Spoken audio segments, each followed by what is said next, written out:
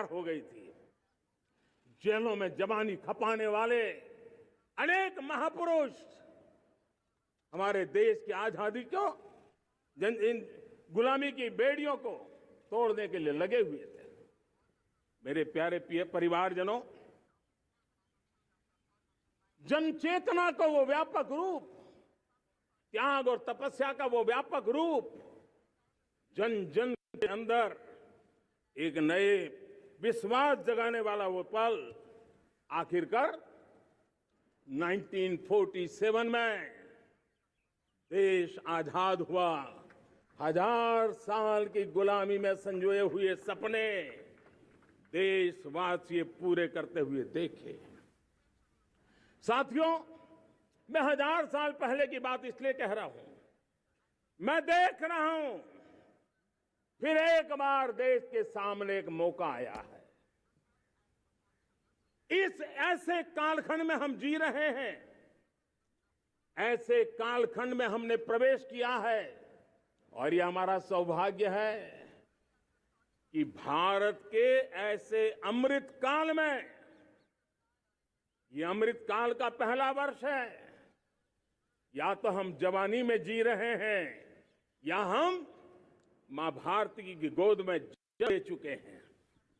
और ये कालखंड, मेरे शब्द लिख करके रखिए मेरे प्यारे परिवारजनों, इस कालखंड में जो हम करेंगे, जो कदम उठाएंगे, जितना त्याग करेंगे, तपस्या करेंगे, सर्वजन हिताय सर्वजन सुखाय, एक के बाद एक फैसले लेंगे, आने वाले 1000 साल का देश का स्वर्णिम इतिहास उससे अंकुरित होने वाला है। इस कालखंड में होने वाली घटनाएं आगामी 1000 साल के लिए इसका प्रभाव पैदा करने वाली है। गुलामी की मानसिकता से बाहर निकला हुआ देश पंच प्राण को समर्पित होकर के एक नए आत्मविश्वास के साथ आज आगे बढ़ रहा है। नए संकल्पों को सिद्ध करने के लिए वो जी जान से जुड़ रहा है।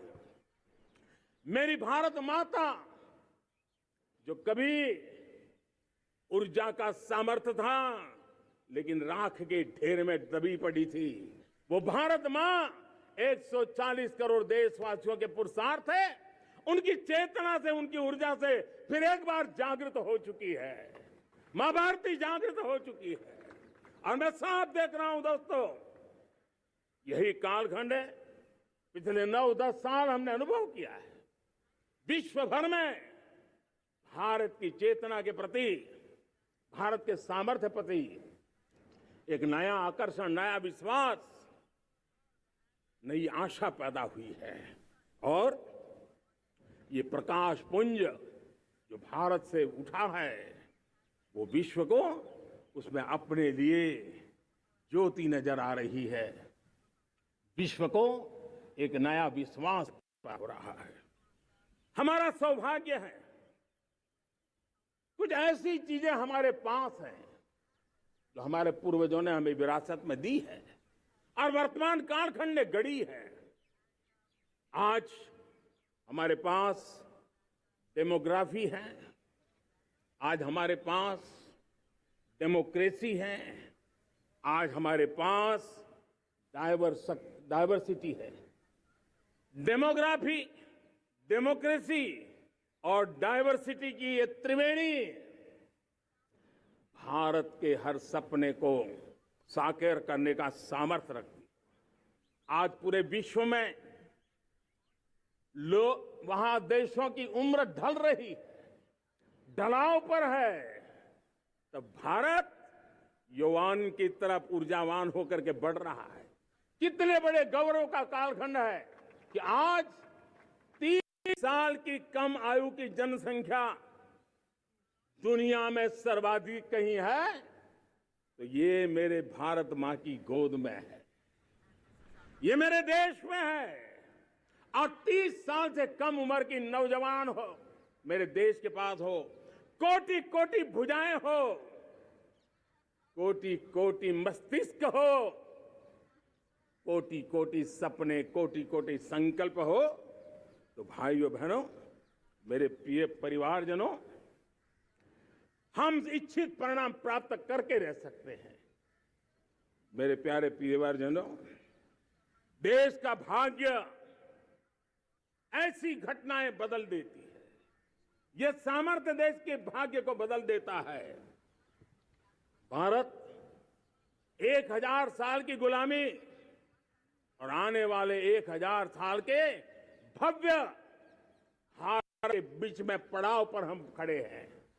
एक ऐसी संधि पर खड़े हैं और इसलिए अब हमें न रुकना है, न दुविधा में जीना है। मेरे प्यारे प्रिय परिवारजनों, हमें खोई हुई उस विरासत का गर्व करते हुए, खोई हुई समृद्धि को प्राप्त करते हुए, हमें फिर एक बार और ये बात मान के चले, हम जो भी करेंगे, हम जो भी कदम उठाएंगे, हम जो भी फैसला लेंगे, वो अगले 1000 साल तक अपनी दिशा निर्धारित करने वाला है, भारत के भाग्य को लिखने वाला है। मैं आज मेरे देश के नौजवानों को, मेरे देश की बेटियों को ये जरूर कहना चाहूंगा, जो सौभाग्य आज मेरे युवाओं को मिला है, ऐसा सौभाग्य शायद ही किसी के नसीब होता है जो आपके नसीब हुआ है। और इसलिए हमें ये गंवाना नहीं है। युवा शक्ति पर मेरा भरोसा है, युवा शक्ति में सामर्थ्य है और हमारी नीतियां, हमारी रीतियां भी उस युवा सामर्थ्य को और बल देने के लिए है। आज मेरे युवाओं ने दुनिया में पहले 3 स्टार्टअप इकोसिस्टम में भारत को स्थान दिला दिया है।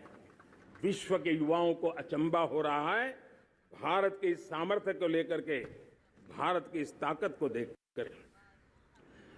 आज दुनिया टेक्नोलॉजी ड्रिवन है और आने वाला युग टेक्नोलॉजी से प्रभावित रहने वाला है और तब टेक्नोलॉजी में भारत की जो टैलेंट है उसकी एक नई भूमिका रहने वाली है। साथियों, मैं पिछले दिनों G20 समिट में बाली गया था और बाली में दुनिया के समृद्ध देश, दुनिया के विकसित देश भी, उनके मुखिया मुझे भारत की डिजिटल इंडिया की सफलता के लिए बारीकियों से जानने के लिए इच्छुक थे। हर कोई इसका सवाल पूछता था और जब मैं उनको कहता था कि भारत ने जो कमाल किया है ना, वो दिल्ली, मुंबई, चेन्नई तक सीमित नहीं है। भारत ने जो कमाल कर रहा है, मेरे टियर 2, टियर 3 सिटी के युवा भी आज मेरे देश का भाग्य गढ़ रहे हैं। छोटे छोटे स्थान के मेरे नौजवान, और मैं आज बड़े विश्वास से कहता हूं, देश का ये जो सामर्थ्य नया नजर आ रहा है, और इसलिए मैं कहता हूं, हमारे छोटे शहर आकार और आबादी में छोटे हो सकते हैं।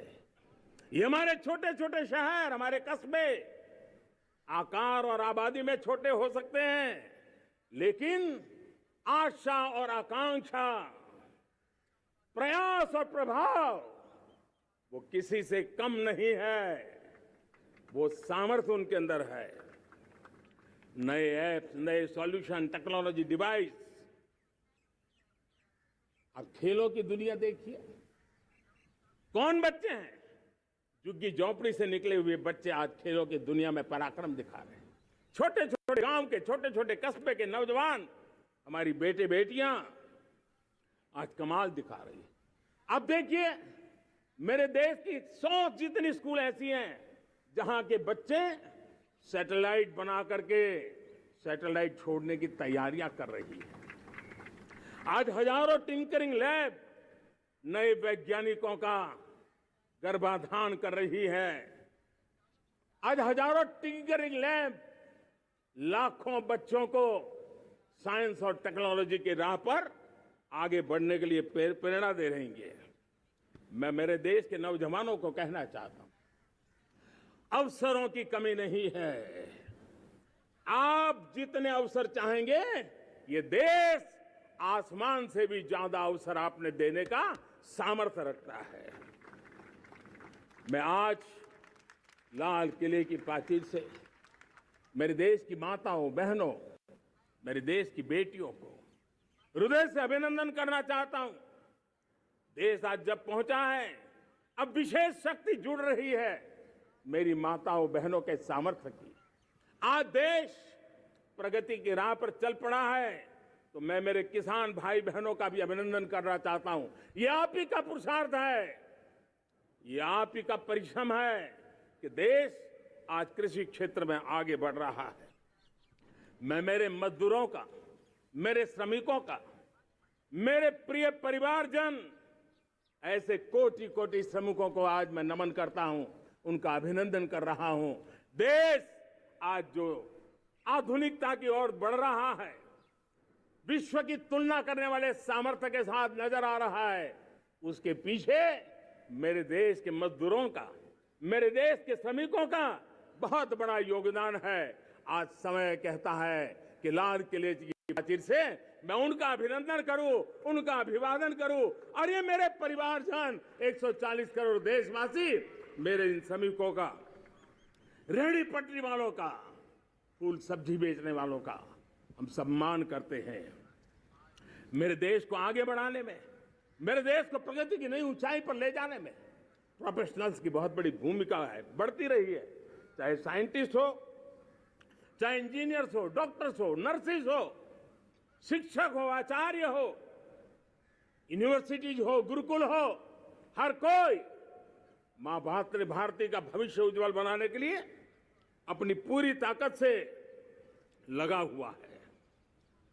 मेरे प्यारे परिवारजनों, राष्ट्रीय चेतना वो एक ऐसा शब्द है जो हमें चिंताओं से मुक्त कर रहा है। और आज वो राष्ट्रीय चेतना ये सिद्ध कर रही है कि भारत का सबसे बड़ा सामर्थ्य बना है भरोसा। भारत का सबसे बड़ा सामर्थ्य बना है विश्वास। जन जन में हमारा विश्वास, जन जन का सरकार पर विश्वास, जन जन का देश के उज्जवल भविष्य पर विश्वास, और विश्व का भी भारत के प्रति विश्वास।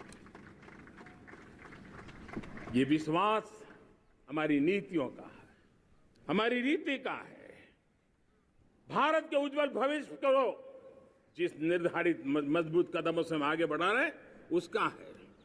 भाइयों बहनों, मेरे प्यारे परिवारजनों, ये बात निश्चित है कि भारत का सामर्थ्य और भारत की संभावनाएं विश्वास की नई बुलंदियों को पार करने वाली है। और ये विश्वास की नई बुलंदियां नए सामर्थ्यों को लेकर के चलनी चाहिए रही है। आज देश में G20 समिट के मेहमान नवाजी का भारत को अवसर मिला है। अब पिछले एक साल से हिंदुस्तान के हर कोने में जिस प्रकार से G20 के अनेक ऐसे आयोजन हुए, अनेक कार्यक्रम हुए हैं, उसने देश के सामान्य मानवी के सामर्थ्य को विश्व को परिचित करा दिया है। भारत की विविधता का परिचय कराया है। भारत की डायवर्सिटी को दुनिया अचंभे से देख रही है और उसके कारण भारत के तरफ आकर्षण बढ़ा है। भारत को जानने की, समझने की इच्छा जगी है।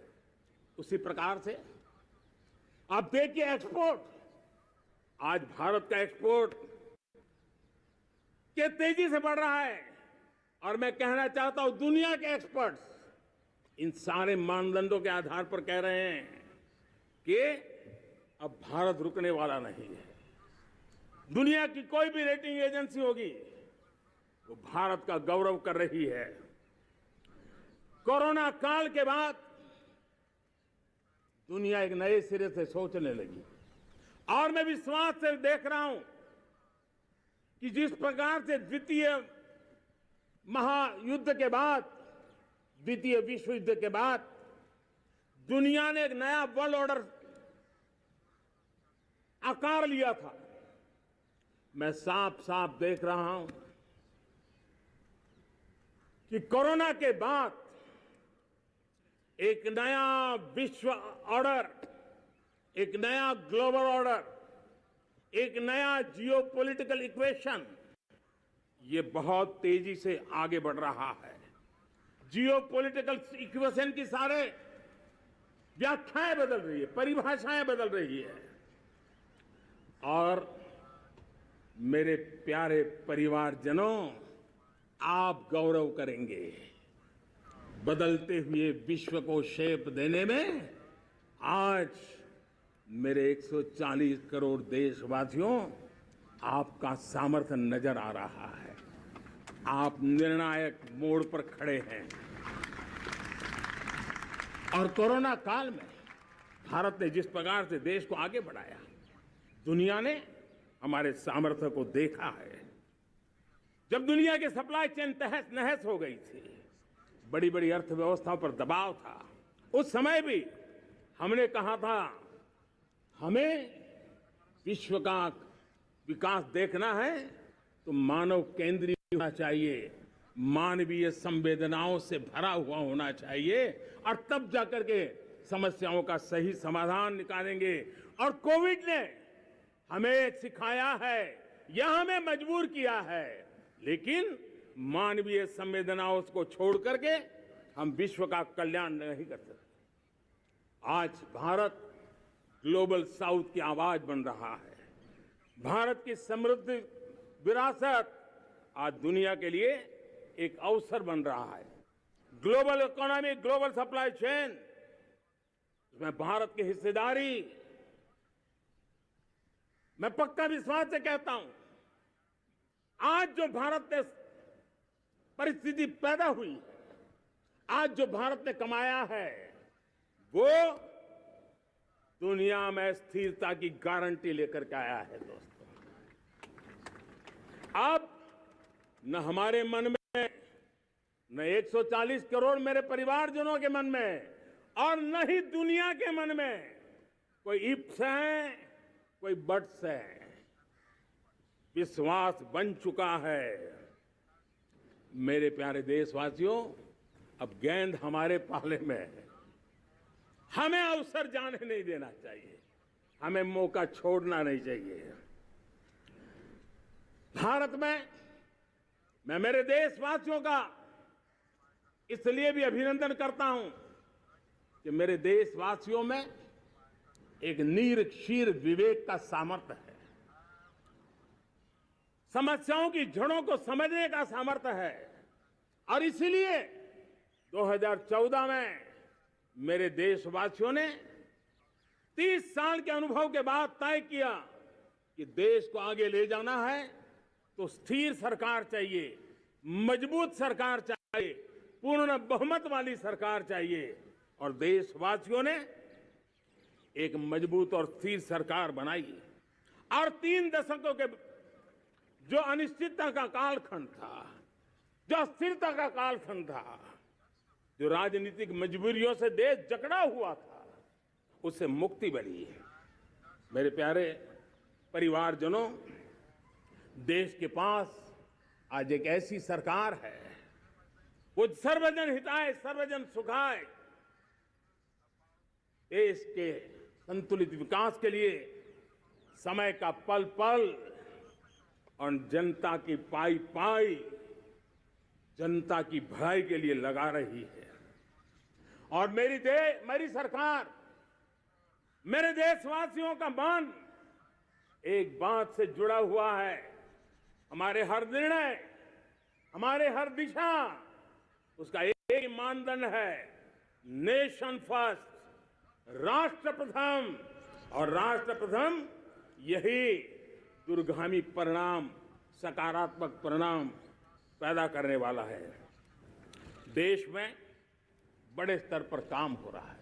और लेकिन मैं कहना चाहूंगा, 2014 में आपने एक मजबूत सरकार बनाई और मैं कहता हूं 2014 में और 2019 में आपने एक सरकार फॉर्म की तो मोदी में रिफॉर्म करने की हिम्मत आई। आपने ऐसी सरकार फॉर्म की कि मोदी को रिफॉर्म की हिम्मत आई। और जब मोदी ने एक के बाद एक रिफॉर्म किए तो मेरे ब्यूरोक्रेसी के लोग, मेरे लाखों हाथ पैर जो हिंदुस्तान के कोने कोने में सरकार के हिस्से के रूप में काम कर रहे हैं, उन्होंने ब्यूरोक्रेसी ने ट्रांसफॉर्म करने के लिए परफॉर्म करने की जिम्मेवारी बखूबी निभाई और उन्होंने परफॉर्म करके दिखाया और जनता जनार्दन जुड़ गई तो वो ट्रांसफॉर्म होता भी नजर आ रहा है। और इसलिए रिफॉर्म, परफॉर्म, ट्रांसफॉर्म, ये कालखंड अब भारत के भविष्य को गढ़ रहा है। और हमारी सोच देश की उस ताकतों को बढ़ावा देने पर है जो आने वाले 1000 साल की नींव को मजबूत करने वाले हैं। दुनिया को युवा शक्ति की जरूरत है, युवा स्किल की जरूरत है। हमने अलग स्किल मिनिस्ट्री बनाई, वो भारत की आवश्यकताओं को तो पूरी करेगी, वो दुनिया की आवश्यकताओं को पूरी करने का भी सामर्थ्य रखेगी। हमने जल शक्ति मंत्रालय बनाया। मंत्रालय की बनाने की रचना को भी अगर कोई एनालिसिस करेगा ना तो इस सरकार के मन मस्तिष्क को बड़े अच्छे ढंग से आप समझ पाएंगे। हमने जल शक्ति मंत्रालय बनाया। ये जल शक्ति मंत्रालय हमारे देश के एक एक देशवासियों को पीने का शुद्ध पानी पहुंचे, पर्यावरण की रक्षा के लिए पानी के प्रति संवेदनशील व्यवस्थाएं विकसित हो, उस पर हम बल रहे हैं। हमारे देश में कोरोना के बाद दुनिया देख रही है होलिस्टिक हेल्थ केयर, ये समय की मांग है। हमने अलग आयुष मंत्रालय बनाया और योग और आयुष आज दुनिया में अपना परचम लहरा रहे हैं। हमने दुनिया को हमारे कमिटमेंट के कारण विश्व का हमारे प्रति ध्यान गया है। अगर हम ही हमारे इस सामर्थ्य को नकार देंगे तो फिर दुनिया कैसे स्वीकार करेगी। लेकिन जब मंत्रालय बना तो दुनिया को भी उसका मूल्य समझ आया। मत्स्य पालन, हमारा इतना बड़ा समुद्री तट, हमारे कोटि कोटि मछुआरे भाई बहन, उनका कल्याण भी हमारे दिलों में है। और इसलिए हमने अलग से मत्स्य पालन को लेकर के, पशुपालन को लेकर के, डेयरी को लेकर के अलग मंत्रालय की रचना की ताकि समाज के जिस वर्ग के लोग पीछे रह गए उनको हम साथ लें। देश में सरकारी अर्थव्यवस्था के हिस्से होते हैं, लेकिन समाज की अर्थव्यवस्था का एक बड़ा हिस्सा है कोऑपरेटिव मूवमेंट। उसको बल देने के लिए, उसको आधुनिकता लाने के लिए और देश के कोने कोने में लोकतंत्र की एक सबसे बड़ी इकाई को मजबूत करने के लिए हमने अलग कोऑपरेटिव मंत्रालय बनाया और वो हमारी सहकारी संस्थाएं उसका जाल बिछा रहा है ताकि गरीब से गरीब की वहां सुनवाई हो, उसकी आवश्यकताओं की पूर्ति हो और वो भी राष्ट्र के विकास की योजना में एक छोटी इकाई का हिस्सा बनकर के उसमें वो योगदान दे रखें। हमने सहकार से समृद्धि का रास्ता अपनाया है। मेरे प्यारे परिवारजनों, जब हम 2014 में आए थे तो हम वैश्विक अर्थव्यवस्था में 10वें नंबर पर थे और आज 140 करोड़ देशवासियों का पुरुषार्थ रंग लाया है कि हम विश्व की अर्थव्यवस्था में 5वें नंबर पर पहुंच चुके हैं। और ये ऐसे ही नहीं हुआ है। जो भ्रष्टाचार का राक्षस देश को दबोचे हुए थे, लाखों करोड़ के घोटाले अर्थव्यवस्था को डामाडोल कर रहे थे, गवर्नेंस फ्रेजाइल में देश की पहचान होने लगी थी, लीकेजेस को हमने बंद किया, मजबूत अर्थव्यवस्था बनाई। हमने गरीब कल्याण के लिए ज्यादा से ज्यादा धन खर्चने का प्रयास किया। और आज मैं देशवासियों को बताना चाहता हूं कि जब देश आर्थिक रूप से समृद्ध होता है तो सिर्फ तिजोरी नहीं बढ़ती है, देश का सामर्थ्य बढ़ता है, देशवासियों का सामर्थ्य बढ़ता है। और तिजोरी का पाई पाई अगर ईमानदारी से जनता जनार्दन के लिए खर्च करने का संकल्प लेने वाली सरकार हो तो परिणाम के साथ है। मैं 10 साल का हिसाब तिरंगे की साक्षी में लाल किले की प्राचीर से मेरे देशवासियों को दे रहा हूं। आंकड़े देख करके आपको लगेगा इतना बड़ा बदलाव, इतना बड़ा सामर्थ्य। 10 साल पहले राज्यों को 30 लाख करोड़ रुपए भारत सरकार की तरफ से जाते थे। पिछले 9 साल में यह आंकड़ा 100 लाख करोड़ पर पहुंचा है।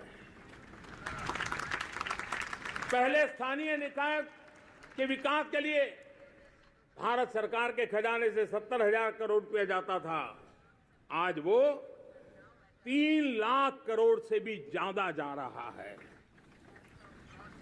पहले गरीबों के घर बनाने के लिए 90,000 करोड़ रुपया खर्च होता था, आज वो 4 गुना होकर के 4 लाख करोड़ से भी ज्यादा खर्च गरीबों के घर बनाने के लिए हो रहा है।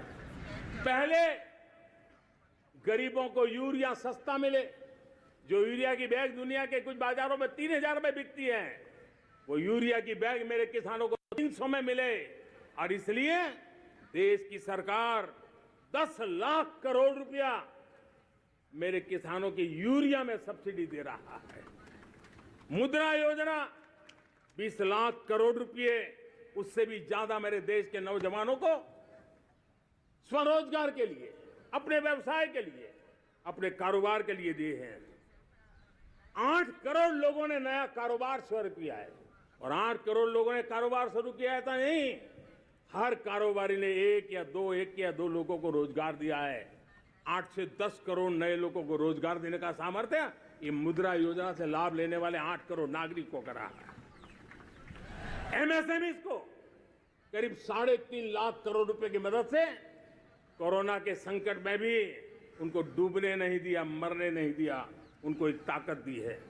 1 रैंक 1 पेंशन मेरे देश के सेना के जवानों का एक सम्मान का विषय था।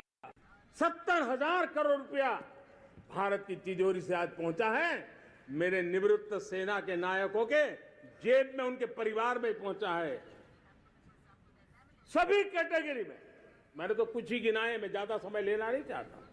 हर कैटेगरी में पहले की तुलना में अनेक गुना धन देश के विकास के लिए, कोने कोने में रोजगार पैदा करने के लिए, पाई पाई का उपयोग भारत का भाग्य बदलने के लिए हो, और इसलिए हमने काम किया है।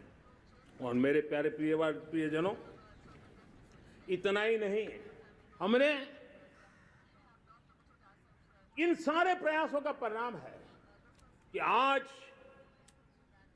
5 साल के मेरे एक कार्यकाल में, 5 साल के कार्यकाल में, 5 साल में 13.5 करोड़ मेरे गरीब भाई बहन गरीबी की जंजीरों को तोड़ करके न्यू मिडिल क्लास के रूप में बाहर आए हैं। जीवन का इससे बड़ा कोई संतोष नहीं होता। मेरे प्यारे प्रिय परिवारजनों, और जब 13.5 करोड़ लोग गरीबी की इस मुसीबतों से बाहर निकलते हैं तो कैसी कैसी योजनाएं उनको मदद दी है। उनको आवास योजना का लाभ मिलना, पीएम स्वनिधि से 50,000 करोड़ रुपया रेहड़ी पटरी वालों तक पहुंचाया है।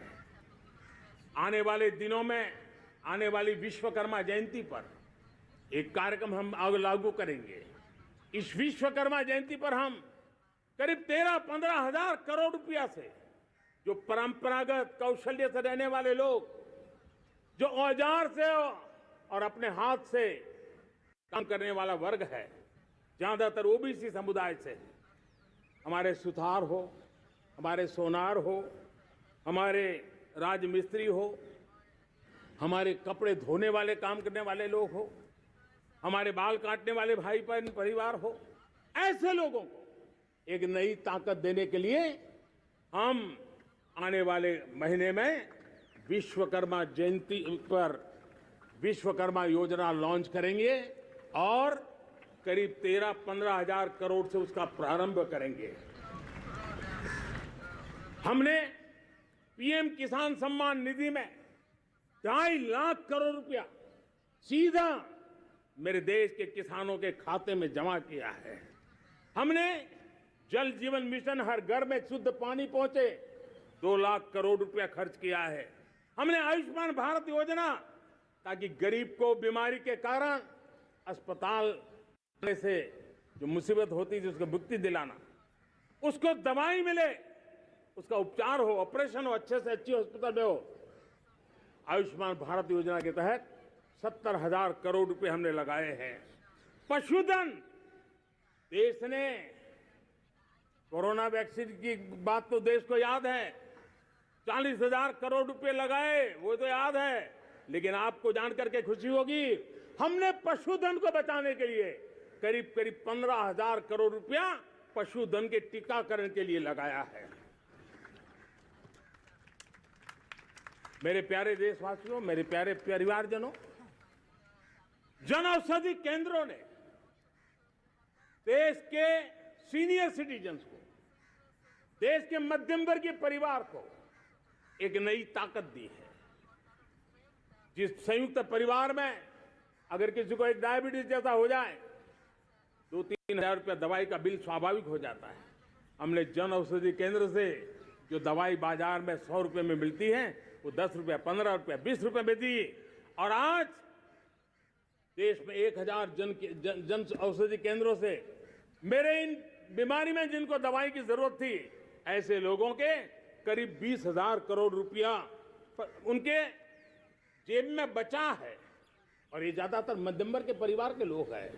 लेकिन आज उसकी सफलता को देखते हुए मैं देशवासियों को कहना चाहता हूं, जैसे हम एक विश्वकर्मा योजना लेकर के समाज के उस वर्ग को छूने वाले हैं, अब देश में 10,000 जन औषधि केंद्र से हम 25,000 जन औषधि केंद्र का लक्ष्य लेकर के आने वाले दिनों में काम करने वाले हैं। मेरे प्यारे परिवारजनों, जब देश में गरीबी कम होती है तो देश की मध्यम वर्ग की ताकत बहुत बढ़ती है। और अगर दुनिया में, और मैं आपको विश्वास दिलाता हूं, आने वाले 5 साल में मोदी का गारंटी है, देश पहले 3 वैश्विक इकोनॉमी में अपना जगह ले लेगा। ये पक्का जगह ले लेगा। आज जो 13.5 करोड़ गरीबी से बाहर आए हुए लोग हैं, वो एक प्रकार से मध्यम वर्ग की ताकत बन जाते हैं। जब गरीब की खरीद शक्ति बढ़ती है तो मध्यम वर्ग की व्यापार शक्ति बढ़ती है। जब गांव की खरीद शक्ति बढ़ती है तब कस्बे और शहर की आर्थिक व्यवस्था और तेज गति से दौड़ती है। और यही इंटरकनेक्टेड हमारा अर्थचक्र होता है। हम उसको बल देकर के आगे चलना चाहते हैं। मेरे प्यारे परिवारजनों, शहर के अंदर जो कमजोर लोग रहते हैं, बिना घर को मुसीबत रहती है, मध्यम वर्ग के परिवार अपना खुद का घर का सपना देख रहे हैं, हम उसके लिए भी आने वाले कुछ सालों के लिए एक योजना लेकर के आ रहे हैं। और जिसमें ऐसे मेरे परिवारजन जो शहरों में अपना घर, शहरों में रहते हैं लेकिन किराए के मकान पे रहते हैं, झुग्गी झोपड़ी में रहते हैं, चाल में रहते हैं, अनऑथोराइज कॉलोनीज में रहते हैं, ऐसे मेरे परिवारजन अगर अपना मकान बनाना चाहते हैं तो बैंक से जो लोन मिलेगा उसके ब्याज के अंदर राहत देकर के लाखों रुपयों की मदद करने का हमने निर्णय किया है। मेरे मध्यम वर्ग के परिवार को जब 2 लाख से 7 लाख इनकम टैक्स की सीमा बढ़ जाती है तो सबसे बड़ा लाभ सैलरी क्लास को होता है, मेरे मध्यम वर्ग को होता है। इंटरनेट का डेटा बहुत महंगा था 2014 के पहले, आज दुनिया का सबसे सस्ता इंटरनेट का डेटा का खर्चा हो रहा है। हर परिवार के पैसे बच रहे हैं। मेरे प्यारे परिवारजनों, विश्व कोरोना के बाद अभी तक उभर नहीं पाया है। युद्ध ने फिर एक नई मुसीबत पैदा की है। आज दुनिया महंगाई के संकट से जूझ रही है। पूरी दुनिया की अर्थव्यवस्था को महंगाई ने दबोच के रखा है।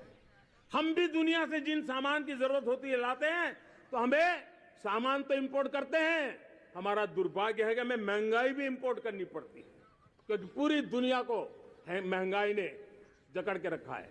लेकिन मेरे प्यारे परिवारजनों, भारत ने महंगाई को नियंत्रित रखने के लिए भरसक प्रयास किए हैं। पिछले कालखंड की तुलना में हमें कुछ सफलता भी मिली है, लेकिन इतने से संतोष नहीं मान सकते। दुनिया से हमारी चीजें अच्छी है, इतने बात से हम सोच नहीं सकते।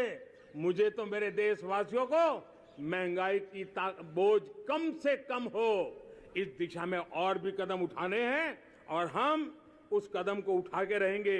मेरा प्रयास निरंतर जारी रहेगा।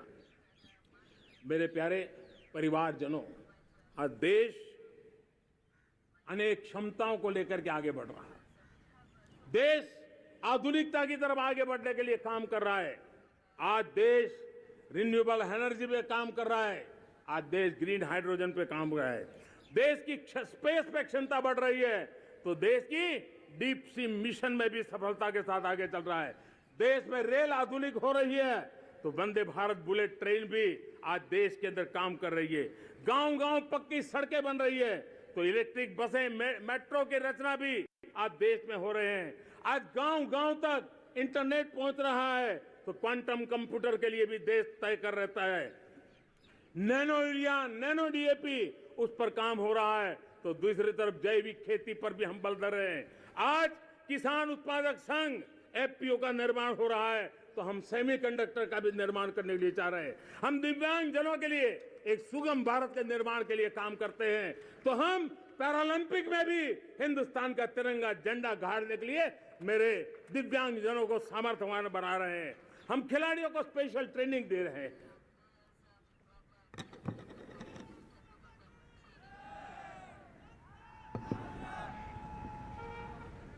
आज भारत पुरानी सोच, पुराने ढर्रे को छोड़ करके लक्ष्यों को तय करके लक्ष्यों को प्राप्त करने की दिशा से चल रहा है। और जब मैं कहता हूं ना कि जिसका शिलान्यास हमारी सरकार करती है, उसका उद्घाटन भी हमारे कालखंड में करते हैं। इन दिनों जो मैं शिलान्यास कर रहा हूं ना, आप लिख के रखिए, उसके उद्घाटन भी आप सबने मेरे नसीब में ही छोड़े हुए हैं। हमारी कार्य संस्कृति बड़ा सोचना, दूर का सोचना, सर्वजन हिताय सर्वजन सुखाय सोचना, यह हमारी कार्यशैली रही है। और सोच से भी ज्यादा, संकल्प से भी ज्यादा हासिल कैसे करना, इस ऊर्जा के साथ हम काम करते हैं। हमने आजादी के काल अमृत महोत्सव में 75,000 अमृत सरोवर बनाने का संकल्प किया था। उस समय हमने हर जिले में 75 अमृत सरोवर बनाने का संकल्प किया था। करीब 50-55 हजार अमृत सरोवर की कल्पना की थी, लेकिन आज करीब 75,000 अमृत सरोवर का काम निर्माण हो रहा है। ये अपने आप में बहुत बड़ा काम हो रहा है। जनशक्ति और जल शक्ति की ताकत भारत के पर्यावरण की रक्षा में भी काम आने वाली है। 18,000 गांवों तक बिजली पहुंचाना, जनधन बैंक खाते खोलना, बेटियों के लिए शौचालय बनाना, सारे टारगेट समय के पहले पूरी शक्ति से पूरे करेगा। और जब भारत ठान लेता है तो उसे पूरा करके रहता है। ये हमारा ट्रैक रिकॉर्ड कहता है। 200 करोड़ वैक्सीनेशन का काम, दुनिया हमें जब पूछती है 200 करोड़ सुनती है, उनकी आंखें फट जाती हैं। इतना बड़ा काम ये मेरे देश के आंगनवाड़ी वर्कर, हमारी आशा वर्कर, हमारी हेल्थ वर्कर, उन्होंने करके दिखा। यह मेरे देश का सामर्थ्य है। 5G को रोल आउट किया, दुनिया में सबसे तेज गति से 5G रोल आउट करने वाला मेरा देश है। 700 से अधिक जिलों तक हम पहुंच चुके हैं और अब 6G की भी तैयारी कर रहे हैं। हमने टास्क फोर्स बना दिया है। रिन्यूएबल एनर्जी, हम टारगेट से पहले चले हैं। हमने रिन्यूएबल एनर्जी 2030 का जो टारगेट तय किया था 21-22 में इसको पूरा कर दिया। हमने इथेनॉल में 20% ब्लेंडिंग की बात कही थी, वो भी हमने समय से 5 साल पहले पूरा कर दिया। हमने $500 बिलियन के एक्सपोर्ट की बात की थी, वो भी समय के पहले $500 बिलियन से ज्यादा कर दिया। हमने तय किया, जो हमारे देश में 25 साल से चर्चा हो रही थी कि देश में नई संसद बने, पार्लियामेंट का कोई सत्र ऐसा नहीं था नई संसद के।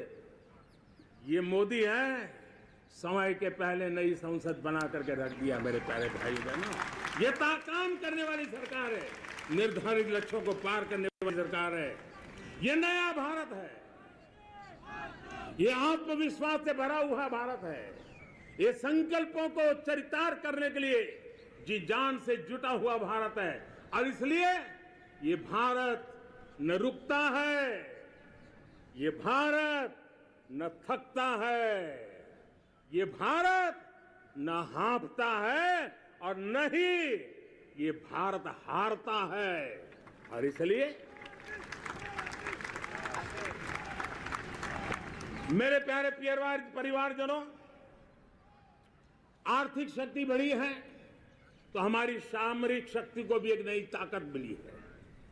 हमारी सीमाएं पहले से अधिक सुरक्षित हुई है और मेरे सीमा पर बैठे हुए मेरे जवान जो देश की सीमाओं की रक्षा कर रहे हैं और मेरे देश की आंतरिक सुरक्षा के संभालने वाले यूनिफॉर्म फोर्सेस, मैं आजादी के इस पावन पर्व पर उनको भी अनेक अनेक बधाई देते हुए मेरी बात को आगे बढ़ाता हूं।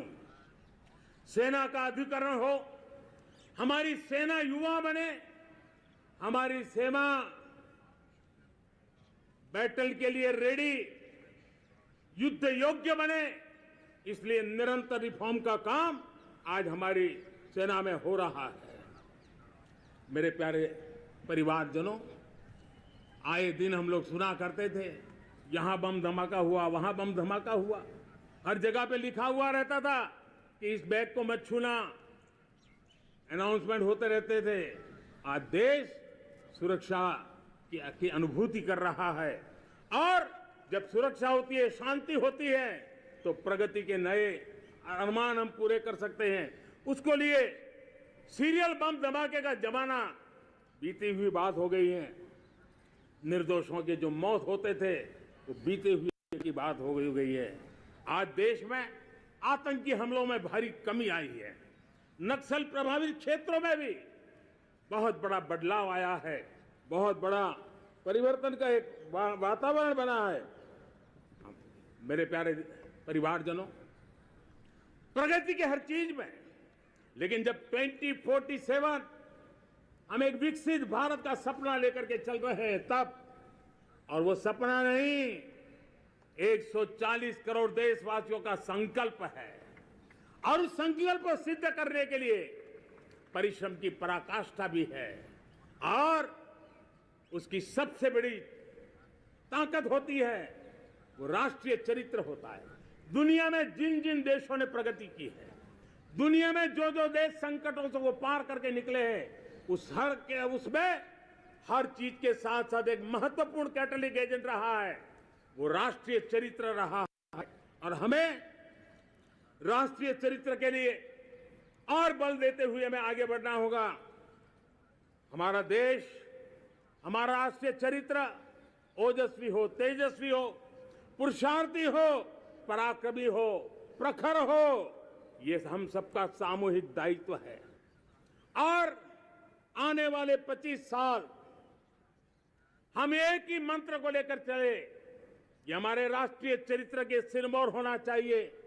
एकता का संदेश, भारत की एकता को जीना, भारत की एकता को आंच आए, न ऐसी मेरी भाषा होगी, न ऐसा मेरा कोई कदम होगा। हर पल देश को जोड़ने का प्रयास मेरी तरफ से भी होता रहेगा। भारत की एकता हमें सामर्थ्य देती है। उत्तर हो, दक्षिण हो, पूरब हो, पश्चिम हो, गांव हो, शहर हो, पुरुष हो, नारी हो, हम सब ने एकता भाव के साथ और विविधता भरे देश में एकता का सामर्थ्य होता है। और दूसरी महत्व की बात मैं देख रहा हूं, अगर 2047 में हमें हमारे देश को विकसित भारत के रूप में देखना है तो हमें श्रेष्ठ भारत के मंत्र को जीना होगा, हमें चरितार्थ करना होगा। अब हमारे प्रोडक्शन में मैंने 2014 में कहा था जीरो डिफेक्ट, जीरो इफेक्ट। दुनिया के किसी भी टेबल पर मेक इन इंडिया चीज हो तो दुनिया को विश्वास होना चाहिए, इससे बेहतर दुनिया में कुछ नहीं हो सकता है। ये अल्टीमेट होगा। हमारी हर चीज, हमारी सर्विसेज होगी तो श्रेष्ठ होगी, हमारे शब्द की ताकत होगी तो श्रेष्ठ होगी, हमारी संस्थाएं होगी तो श्रेष्ठ होगी, हमारी निर्णय प्रक्रियाएं होगी तो श्रेष्ठ होगी। ये श्रेष्ठता का भाव लेकर के हमें चलना होगा। तीसरी बात है, देश में आगे बढ़ाने के लिए एक अतिरिक्त शक्ति का सामर्थ्य भारत को आगे ले जाने वाला है, और वो है विमेन लेड डेवलपमेंट। आज भारत गर्व से कह सकता है कि दुनिया में नागरिक उड्डयन में अगर किसी एक देश में सबसे ज्यादा विमेन पायलट हैं तो मेरे देश में है। आज चंद्रयान की गति हो, मून मिशन की बात हो, मेरी विमेन साइंटिस्ट उसका नेतृत्व कर रहे हैं। आज विमेन सेल्फ हेल्प ग्रुप हो, मेरी 2 करोड़ लखपति दीदी का लक्ष्य लेकर के आज विमेन सेल्फ हेल्प ग्रुप पे हम काम कर रहे हैं। हम हमारी नारी शक्ति के सामर्थ्य को बढ़ावा देते हुए विमेन लेड डेवलपमेंट के, और जब G20 में मैंने विमेन लेड डेवलपमेंट के विषय को आया है तो पूरा G20 समूह इसके महत्व को स्वीकार कर रहा है, और उसके महत्व को स्वीकार कर करके वो उसको बहुत बल दे रहे हैं। उसी प्रकार से भारत विविधताओं से भरा देश है। असंतुलित विकास के हम शिकार रहे हैं। मेरा पराया का के कारण हमारे देश के कुछ हिस्से उसके शिकार रहे हैं। अब हमें रीजनल एस्पिरेशंस को, संतुलित विकास को बल देना है, और रीजनल एस्पिरेशंस को लेकर के उस भावना को हमें सम्मान देते हुए, जैसे हमारी भारत मां का कोई, हमारा शरीर का कोई अंग अगर अविकसित रहे तो हमारा शरीर विकसित नहीं माना जाएगा। हमारा शरीर का कोई अंग दुर्बल रहे तो हमारा शरीर स्वस्थ नहीं माना जाएगा। वैसे ही मेरी भारत माता, उसका कोई एक भूभाग भी, समाज का कोई तबका भी अगर दुर्बल रहे तो मेरी भारत माता समर्थ है, स्वस्थ है, ऐसा बैठ करके हम नहीं बैठ सकते। और इसलिए रीजनल एस्पिरेशंस को हमने एड्रेस करने की आवश्यकता है, और इसलिए हम समाज का सर्वांगीण विकास हो, सर्वस्पर्शी विकास हो, भूभाग के हर क्षेत्र को उसकी अपनी ताकत को खिलने का अवसर मिले, उस दिशा में आगे बढ़ना चाहते हैं। मेरे प्यारे परिवारजनों, भारत एक मदर ऑफ डेमोक्रेसी है। भारत मॉडल ऑफ डाइवर्सिटी भी है। भाषाएं अनेक हैं, बोलियां अनेक हैं, परिधान अनेक हैं, विविधताएं बहुत है। हमने उन सारे लोगों को, सारों को आधार पर आगे बढ़ना है। मेरे प्यारे परिवारजनों, देश के जब मैं एकता की बात करता हूं, तब अगर घटना मणिपुर में होती है तो पीड़ा महाराष्ट्र में होती है। अगर बाढ़ असम में आती है तो बेचैन केरला हो जाता है। हिंदुस्तान के किसी भी हिस्से में कुछ भी हो, हम एक अंगांगी भाव की अनुभूति करते हैं। मेरे देश की बेटियों पर जुल्म न हो, यह हमारा सामाजिक भी दायित्व है, यह हमारा पारिवारिक दायित्व भी है, और ये देश के नाते हम सबका दायित्व है। आज जब अफगानिस्तान से गुरु ग्रंथ साहब के स्वरूप को लाते हैं तो तो पूरा देश गौरव की अनुभूति करता है। जब आज दुनिया के किसी देश में कोविड के काल में मेरा कोई सिख भाई लंगर लगाता है, भूखों को खिलाता है और दुनिया में वाहवाही होती है, तो हिंदुस्तान का सीना चौड़ा हो जाता है।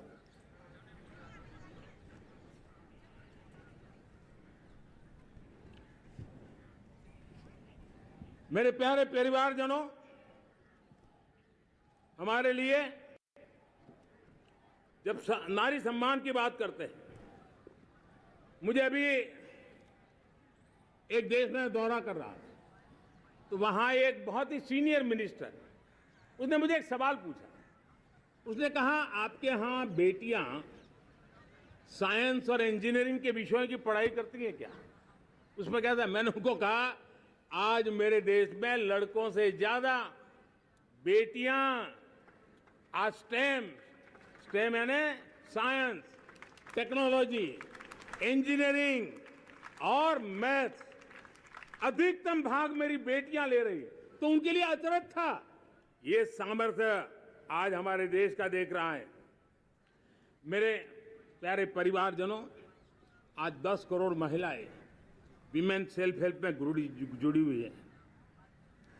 और विमेन सेल्फ हेल्प ग्रुप के साथ आप गांव में जाएंगे तो आपको बैंक वाली दीदी मिलेगी, आपको आंगनवाड़ी वाली दीदी मिलेगी, आपको दवाई देने वाली दीदी मिलेगी। और अब मेरा सपना है 2 करोड़ लखपति दीदी बनाने का, गांव में 2 करोड़ लखपति दीदी।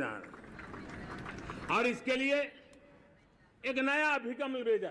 साइंस और टेक्नोलॉजी, हमारे गांव की महिलाओं का भी सामर्थ्य देखता हूं मैं, और इसलिए हम एक नई योजना सोच रहे हैं कि हमारे एग्रीकल्चर सेक्टर में टेक्नोलॉजी आए, एग्रीटेक को बल मिले।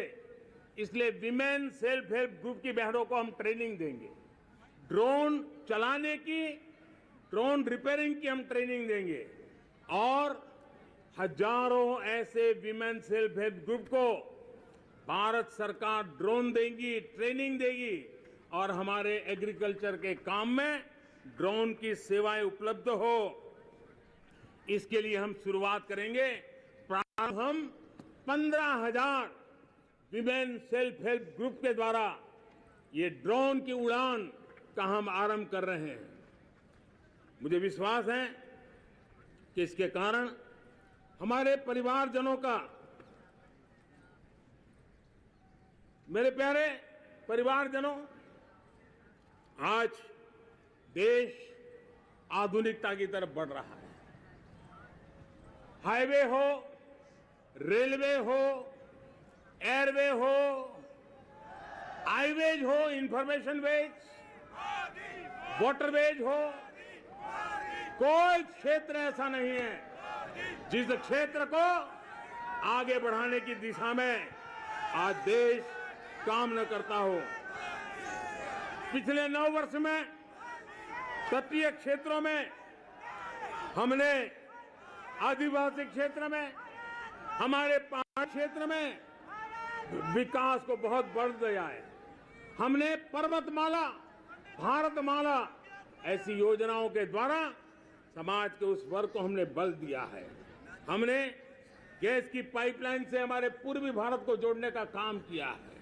हमने अस्पतालों की संख्या बढ़ाई है, हमने डॉक्टर की सीटें बढ़ाई है ताकि हमारे बच्चे डॉक्टर बनने का सपना पूरा कर सके।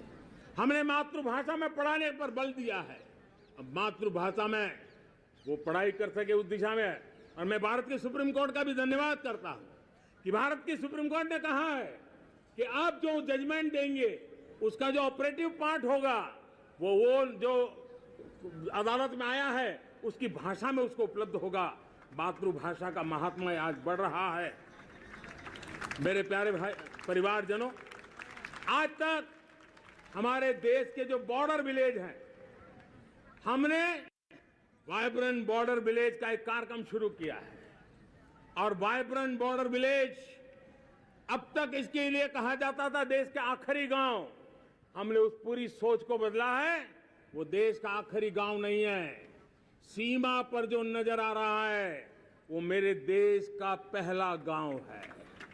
अगर सूरज उगता है पूरब में तो उस तरफ के गांव में पहली सूरज की किरण आती है। अरे सूरज ढलता है तो इस तरफ के गांव में आखिरी किरण उसका लाभ मिलता है। ये मेरे पहले गांव है और मुझे खुशी है कि आज मेरे इस कार्यक्रम के विशेष मेहमान, ये जो पहले गांव है, सीमावर्ती गांव है, उसके 600 प्रधान आज इस लाल किले की प्राचीर के इस महत्वपूर्ण कार्यक्रम का हिस्सा बनने के लिए आए। पहली बार वो इतनी दूर तक आए हैं, नए संकल्प और सामर्थ्य के साथ जुड़ने के लिए आया है। मेरे प्यारे परिवारजनों, हमने संतुलित विकास के लिए एस्पिरेशनल डिस्ट्रिक्ट, एस्पिरेशनल ब्लॉक की कल्पना की और आज उसके सुखद परिणाम मिल रहे हैं। आज राज्य के जो नॉर्मल पैरामीटर्स हैं, जो एस्पिरेशनल डिस्ट्रिक्ट कभी बहुत पीछे थे, वो आज राज्य में भी अच्छा करने लग गए हैं और मुझे विश्वास है कि आने वाले दिनों में ये हमारे आकांक्षी जिले, हमारे आकांक्षी बॉल अवश्य आगे बढ़ेंगे। जैसे मैंने कहा था, भारत का चरित्र की चर्चा कर रहा था, तो मैंने पहला कहा था भारत की एकता, दूसरा कहा था भारत श्रेष्ठता की तरफ बल दें, तीसरा कहा था विमेन लेड डेवलपमेंट की मैंने बात कही थी। और मैं आज एक बात और कहना चाहता हूं कि हम जैसे रीजनल एस्पिरेशन, मैंने चौथी बात कही थी, पांचवी महत्व की बात, और भारत ने उस दिशा में ध्यान, और वो है हमारा राष्ट्रीय चरित्र विश्व मंगल के लिए सोचने वाला होना चाहिए। हमें देश को इतना मजबूत बनाना है जो विश्व मंगल के लिए भी अपनी भूमिका अदा करे। और आज कोरोना के बाद मैं देख रहा हूं जिस प्रकार से संकट की घड़ी में देश ने दुनिया की मदद की, उसका परिणाम है कि आज दुनिया में हमारा देश एक विश्व मित्र के रूप में, विश्व का अटूट साथी के रूप में आज मेरे देश की पहचान बनी है। हमें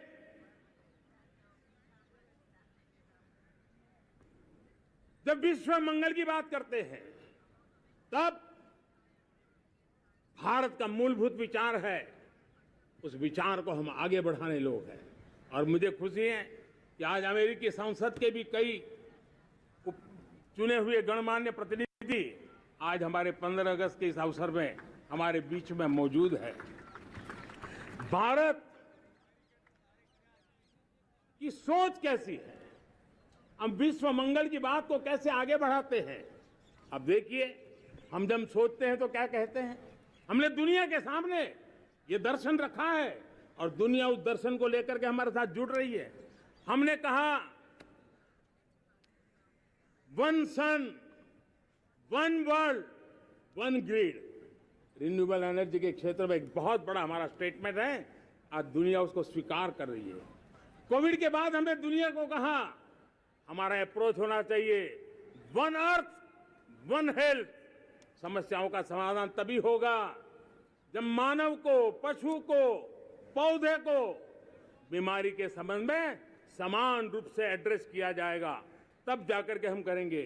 हमने G20 के लिए दुनिया के सामने कहा है one world, one family, one future. इस सोच को लेकर के चल रहे हैं। हमने क्लाइमेट को लेकर के दुनिया जो संकट से जूझ रही है, हमने रास्ता दिखाया है, लाइफ मिशन लॉन्च किया है, लाइफस्टाइल फॉर एनवायरनमेंट। हमने दुनिया के सामने इंटरनेशनल सोलर अलायंस बनाया और आज दुनिया के कई देश इंटरनेशनल सोलर अलायंस का हिस्सा बन रहे हैं। हमने बायोडायवर्सिटी का महत्व देखते हुए बिग कैट अलायंस की व्यवस्था को हमने आगे बढ़ाया है। हमने प्राकृतिक आपदा के कारण, ग्लोबल वार्मिंग के कारण इंफ्रास्ट्रक्चर का जो नुकसान होता है, उसके लिए दूरगामी व्यवस्थाओं की जरूरत है और इसलिए coalition for disaster resilient infrastructure CDRI एक समाधान के रूप में दुनिया को दिया है। विश्व आज समुद्रों को संघर्ष का केंद्र बना रहा है, तब हमने दुनिया को सागर का प्लेटफॉर्म दिया है जो वैश्विक समुद्री शांति की गारंटी बन सकता है। हमने पारंपरिक चिकित्सा पद्धतियों को बल देते हुए WHO का एक ग्लोबल लेवल का सेंटर हिंदुस्तान में बनाने की दिशा में काम किया है। हमने योग और आयुष के द्वारा विश्व कल्याण और विश्व के स्वस्थता की दिशा में काम किया है और आज भारत विश्व मंगल की मजबूत नींव डाल रहा है। इस मजबूत नींव को आगे बढ़ाना हम सबका काम है, हम सबकी जिम्मेवारी है। मेरे प्यारे परिवारजनों, सपने अनेक है, संकल्प साफ है, नीतियां स्पष्ट है, नीयत के सामने कोई सवाल या निशान नहीं है, लेकिन कुछ सच्चाइयों को हमें स्वीकार करना पड़ेगा और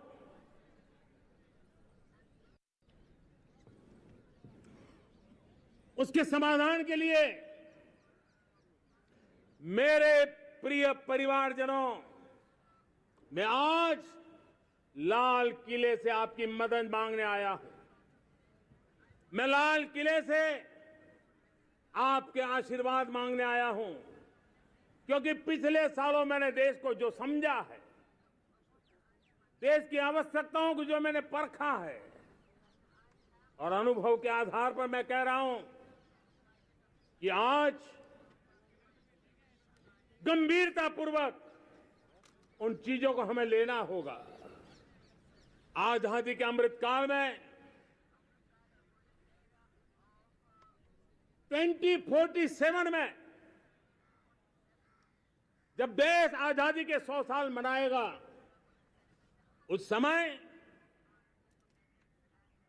दुनिया में भारत का तिरंगा झंडा विकसित भारत का तिरंगा झंडा होना चाहिए।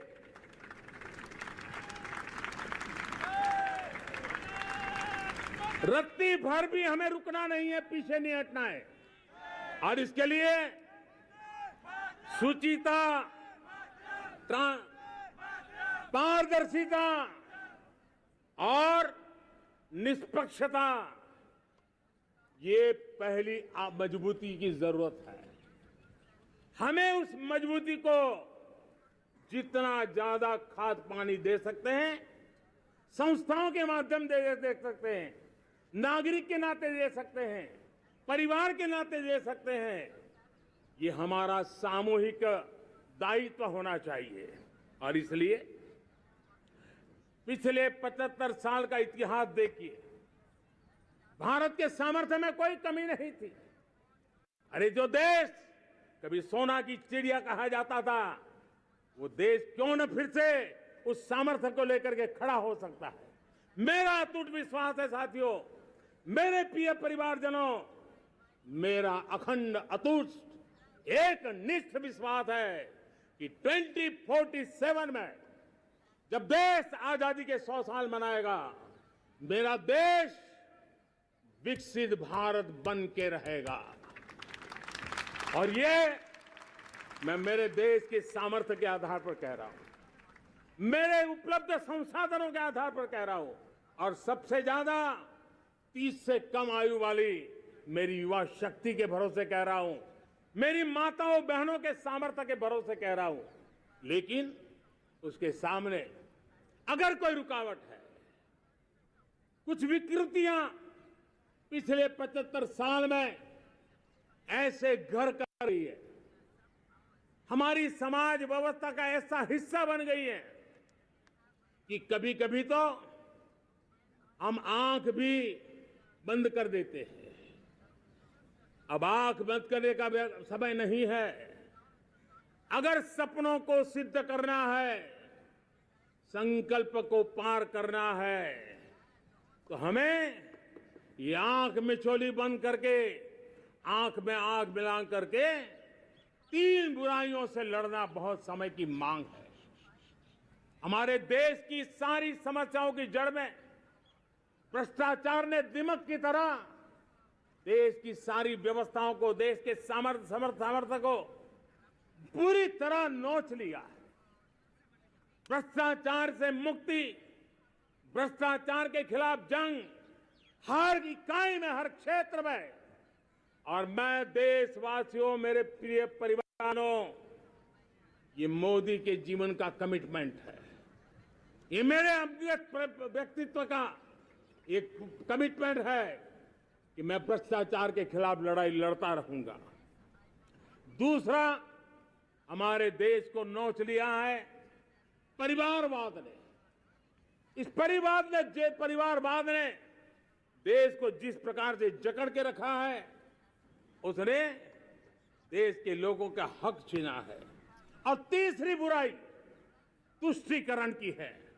ये तुष्टीकरण में भी देश के मूलभूत चिंतन को, देश के सर्व समावेशक हमारे राष्ट्रीय चरित्र को दाग लगा दिए हैं, तहस नहस कर दिया है इन लोगों ने। और इसलिए मेरे प्यारे देशवासियों, इसलिए मेरे प्यारे परिवारजनों, हमें इन तीन बुराइयों के खिलाफ पूरे सामर्थ्य के साथ लड़ना है। भ्रष्टाचार, परिवारवाद, तुष्टीकरण, ये चुनौतियां हमारे, ये ऐसी चीजें पनपी है जो हमारे देश के लोगों का जो आकांक्षा है उसका दमन करती है। हमारे देश के कुछ लोगों के पास जो छोटा मोटा सामर्थ्य है उसका शोषण करती है। ये ऐसी चीजें हैं जो हमारे लोगों की आशा आकांक्षाओं को सवाल या निशान में गाड़ देती है। हमारे गरीब हो, हमारे दलित हो, हमारे पिछड़े हो, हमारे पसमानदा हो, हमारे आदिवासी भाई बहन हो, हमारी माताएं बहनें हो, हमने सबने उनके हकों के लिए इन तीन बुराइयों से मुक्ति पानी है। हमें भ्रष्टाचार के खिलाफ एक नफरत का माहौल बनाना है। जैसे गंदगी हमें नफरत पैदा करती है ना मन में, गंदगी पसंद नहीं है, ये सार्वजनिक जीवन की इससे बड़ी कोई गंदगी नहीं हो सकती। और इसलिए हमारे स्वच्छता अभियान को एक नया मोड़ ये भी देना है कि हमें भ्रष्टाचार से मुक्ति पानी है। सरकार टेक्नोलॉजी से भ्रष्टाचार की मुक्ति के लिए बहुत प्रयास कर रही है। आपको जानकर के हैरानी होगी, इस देश में पिछले 9 साल में एक काम मैंने ऐसे किया, आंकड़ा सुनोगे तो लोग कहेंगे मोदी ऐसा करता है, जैसे 10 करोड़ लोग करीब करीब जो गलत फायदा उठाते थे वो मैंने रोक दिया। तो आप में से कोई कहेगा आपने लोगों से अन्याय कर दिया। जी नहीं, ये 10 करोड़ कौन लोग थे? ये 10 करोड़ वो लोग थे जिनका जन्म ही नहीं हुआ था और उनके नाम पर उनके विडो हो जाते थे, वो वृद्ध हो जाते थे, वो दिव्यांग हो जाते, फायदे लिए जाते थे। 10 करोड़ ऐसे बेनामी जो चीजें चलती थी उसको रोकने का पवित्र काम, भ्रष्टाचारियों की संपत्ति जो हमने जब्त की है ना, वो पहले की तुलना में 20 गुना ज्यादा की है। मेरे प्यारे परिवारजनों, ये आपकी कमाई का पैसा लोग लेकर के भागे थे, 20 गुना ज्यादा संपत्ति को जब्त करने का। और इसलिए लोगों की मेरे प्रति नाराजगी होना बहुत स्वाभाविक है, लेकिन मुझे भ्रष्टाचार के खिलाफ की लड़ाई को आगे बढ़ाना है। हमारे सरकारी व्यवस्था ने पहले कैमरा के सामने तो कुछ हो जाता था, लेकिन बाद में चीजें अटक जाती थी। हमने पहले की तुलना में कई गुना ज्यादा अदालत में चार्जशीट की है और अब जमानतें भी नहीं मिलती हैं। वैसी पक्की व्यवस्था को लेकर के हम आगे बढ़ रहे हैं, क्योंकि हम ईमानदारी से भ्रष्टाचार के खिलाफ लड़ रहे हैं।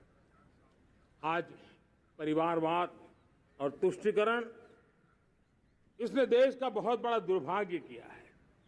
अब लोकतंत्र में ये कैसे हो सकता है कि पॉलिटिकल पार्टी, और मैं विशेष बल दे रहा हूं पॉलिटिकल पार्टी, आज मेरे देश के लोकतंत्र में एक ऐसी विकृति आई है जो कभी भारत के लोकतंत्र को मजबूती नहीं दे सकती।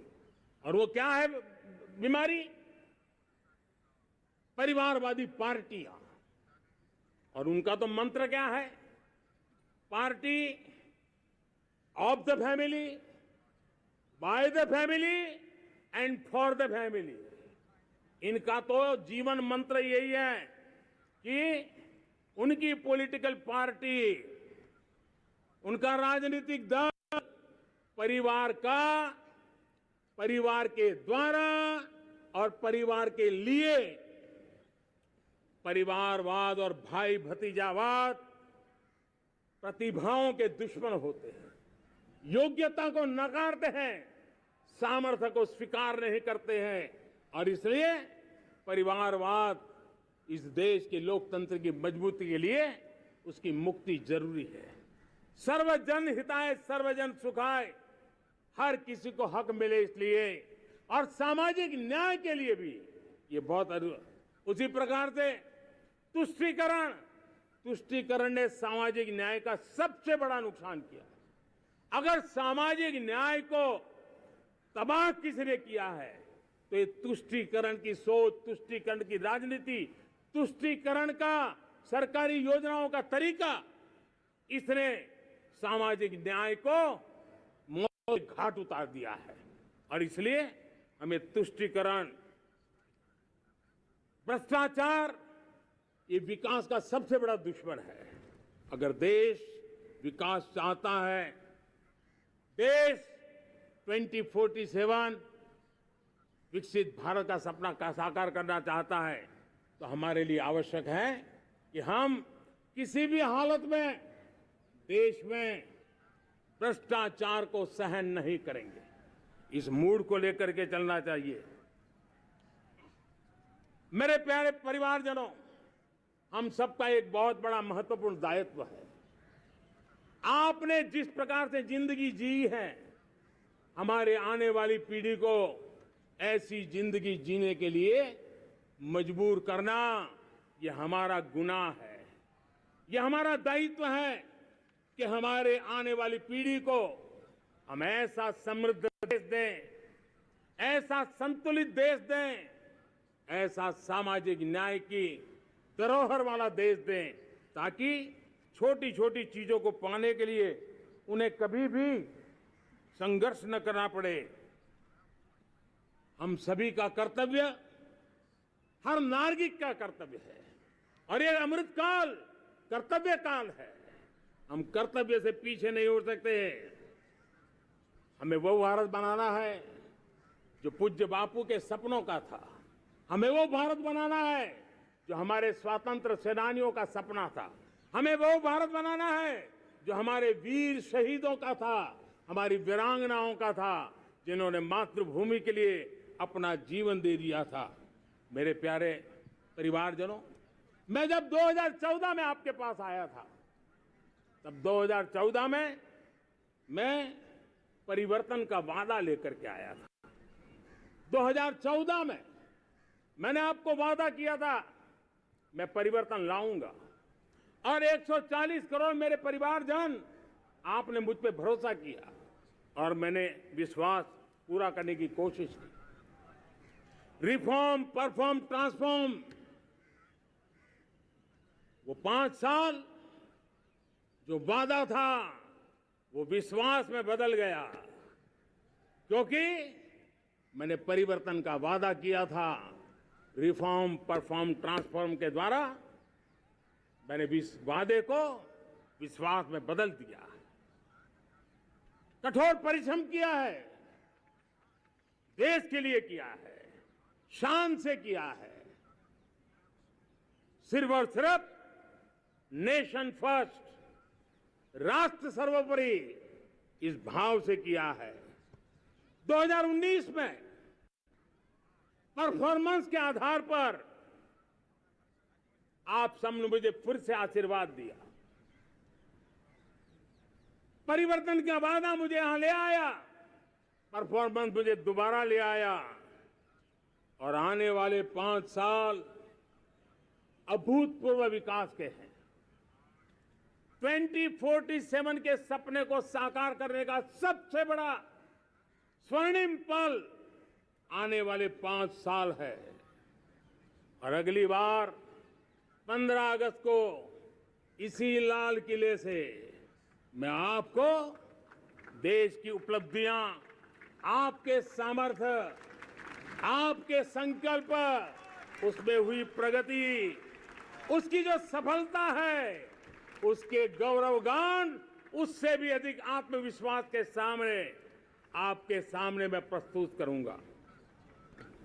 प्यारे, प्रियजनों, मेरे परिवारजनों, मैं आप में से आता हूं, मैं आपके बीच से निकला हूं, मैं आपके लिए जीता हूं। अगर मुझे सपना भी आता है तो आपके लिए आता है। अगर मैं पसीना भी बहाता हूं तो आपके लिए बहाता हूं, क्योंकि इसलिए नहीं कि आपने मुझे दायित्व दिया है, मैं इसलिए कर रहा हूं कि आप मेरे परिवारजन हैं और आपके परिवार के सदस्य के नाते मैं आपके किसी दुख को देख नहीं सकता हूं, मैं आपके सपनों को चूर चूर होते नहीं देख सकता हूं, मैं आपके संकल्प को सिद्धि तक ले जाने के लिए आपका एक साथी बन करके, आपका एक साथी बन करके, आपके साथ जुड़े रहने का, आपके साथ जीने का, आपके लिए जूझने का मैं संकल्प लेकर के चला हुआ इंसान हूं।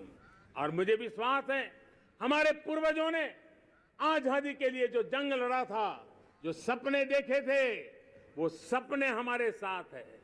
आजादी के जंग में जिन्होंने बलिदान दिया था, उनके आशीर्वाद हमारे साथ है। और 140 करोड़ देशवासियों को एक ऐसा अवसर आया है, ये अवसर हमारे लिए एक बहुत बड़ा संबल लेकर के आया है। और इसलिए मेरे प्यारे प्रियजनों, आज जब मैं अमृतकाल में आपके साथ बात कर रहा हूं, ये अमृतकाल का पहला वर्ष है। ये अमृतकाल के पहले वर्ष पर जब मैं आपसे बात कर रहा हूं, तो मैं आपको पूरे विश्वास से कहना चाहता हूं, चलता चलाता काल चक्र, चलता चलाता काल चक्र, अमृत काल का भाल चक्र, चलता चलाता काल चक्र, अमृत काल का भाल चक्र, सबके सपने, सबके सपने अपने सपने, सबके सपने अपने सपने, पनपे सपने सारे, सबके सपने अपने सपने, पनपे सपने सारे, धीर चले वीर चले, धीर चले वीर चले, चले युवा हमारे, धीर चले वीर चले, चले युवा हमारे, नीति सही, नीति सही, रीति नहीं, नीति सही, रीति नहीं, गति सही, गति सही, राह नहीं, गति सही, राह नहीं। चुनो चुनो चुनौती, चुनो चुनौती सीना तान, चुनो चुनौती सीना तान, जग में बढ़ाओ देश का नाम, चुनो चुनौती सीना तान, जग में बढ़ाओ देश का नाम।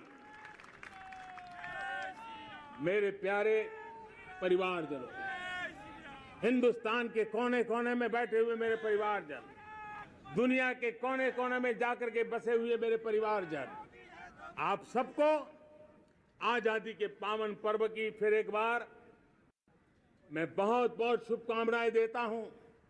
ये अमृतकाल हम सबके लिए कर्तव्य काल है।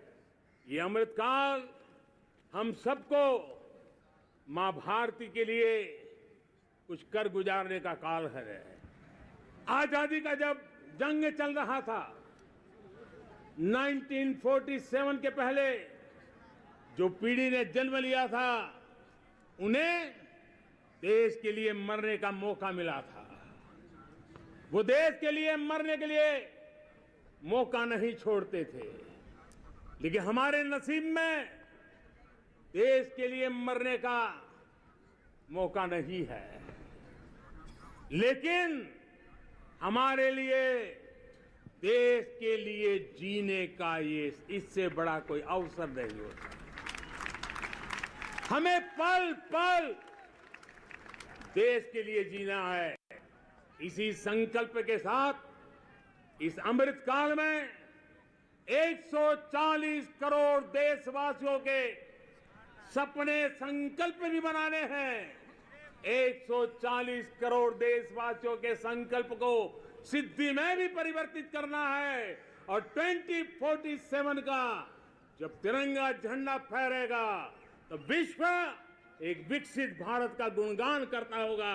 इसी विश्वास के साथ, इसी संकल्प के साथ मैं आप सबको अनेक अनेक शुभकामनाएं देता हूं, बहुत बहुत बधाई देता हूं। जय हिंद, जय हिंद, जय हिंद। भारत माता की, भारत माता की, भारत माता की। वंदे, वंदे, वंदे। बहुत बहुत धन्यवाद।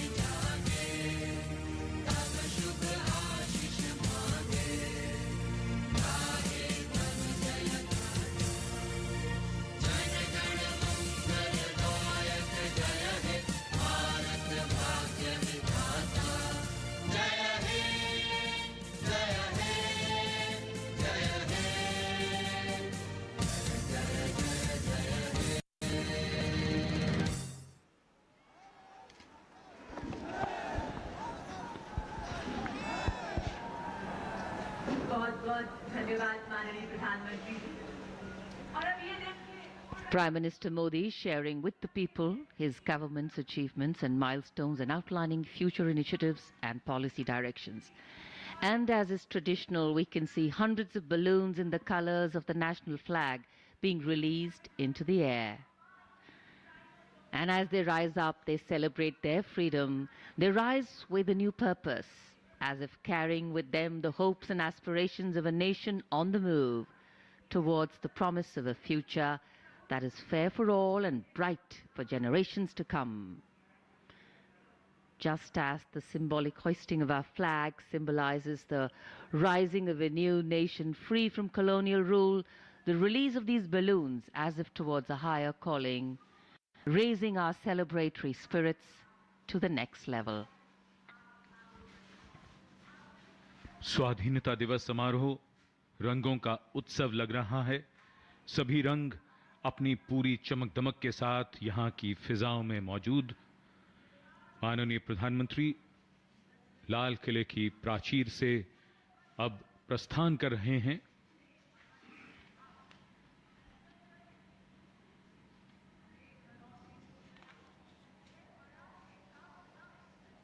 स्वाधीनता दिवस समारोह अब अपने समापन की ओर बढ़ता हुआ ऐतिहासिक अवसरों का गवाह बनते बनते ये लाल किला खुद इतिहास में दर्ज हो चुका है और अब इसी लाल किले की प्राचीर से माननीय प्रधानमंत्री आज के इस दिवस समारोह पर राष्ट्रीय ध्वज फहराने और राष्ट्र को संबोधित करने के पश्चात अब प्रस्थान करते हुए। So though the ceremony may have concluded here at Red Fort, the celebration still continues. And as we move ahead after marking our 77th Independence Day, we celebrate all our strengths: a thriving democracy, a young population, an optimistic prognosis for the future, self-reliance in virtually every field, an emerging global leadership position, and a homegrown market to ensure financial vibrancy. In fact, the coming years will see us bridge our gaps, mitigate our shortcomings and strengthen our position on the world stage. We have the desire, we have the drive, and we have to deliver. Prime Minister Narendra Modi, after addressing the nation, now leaving Red Fort, माननीय प्रधानमंत्री श्री नरेंद्र मोदी राष्ट्र को लाल किले की प्राचीर से संबोधित करने के उपरांत प्रस्थान कर रहे हैं। भारत का स्वाधीनता दिवस समारोह नए संकल्पों का अवसर। प्रधानमंत्री महोदय ने अपने उद्बोधन में न केवल पिछले उपलब्धियों का जिक्र किया, जहां देश एक नई करवट लेता दिख रहा है, वहीं आगे आने वाले दिनों में देश के सामने जो चुनौतियां हैं, जो संकल्प हैं, उनको भी रेखांकित किया। पिछले वर्षों में देश में जो बदलाव हुए हैं वो अपने आप में नए, अनुपम और अनूठे हैं। ये पॉजिटिव चेंज है, सकारात्मक बदलाव है। समाज का सबसे कमजोर तबके का आदमी भी खुद में जिन्हें महसूस कर रहा है। एक नई उम्मीद है, कुछ बेहतर कर गुजरने का, कर दिखाने का जज्बा है, आगे बढ़ने का जोश है, सफलता का परचम फहराने का बुलंद हौसला है। सरकार पर भरोसा है। शानदार वर्तमान के दम पर चमकदार भविष्य बनाने की ओर बढ़ते कदमों ने न्यू इंडिया के सपनों में रंग भरना शुरू कर दिया है। माननीय प्रधानमंत्री महोदय ने अपने उद्बोधन में इन सभी बातों की ओर इशारा किया है और आज का जो स्वाधीनता दिवस समारोह है वो अनेकता में एकता, सर्वधर्म समभाव, वसुधैव कुटुंबकम और विश्व परिदृश्य पर भारत की बढ़ती भूमिका को भी रेखांकित करता हुआ नजर आया है। यकीनन एक बहुत ही खास अवसर, एक बहुत ही विशिष्ट मौका देश के हर नागरिक के लिए। लाहौरी गेट से बाईं ओर माननीय प्रधानमंत्री का काफिला बढ़ता हुआ लाल किले की प्राचीर के सामने का चौक, जहां ज्ञान पथ है, वहां एनसीसी के कैडेट्स मौजूद हैं। प्रधानमंत्री हर वर्ष स्वाधीनता दिवस समारोह पर संबोधन के पश्चात यहां स्कूली बच्चों और एनसीसी कैडेट से अवश्य मिलते हैं। यह ऐसा अवसर होता है जो इन किशोरों के लिए बहुत ही प्रेरणादायी और यादों में संजोकर, सहेजकर रखने का अवसर होता है।